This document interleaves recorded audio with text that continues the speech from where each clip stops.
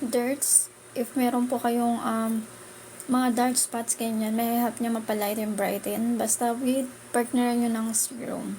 Ayan, pang maintenance natin to mga miha. Direct po tayo sa main kay CEO natin, Tsung shop mga mi. Basket number 1. Habang lang check out na kayo dyan mga mi, habang live po tayo.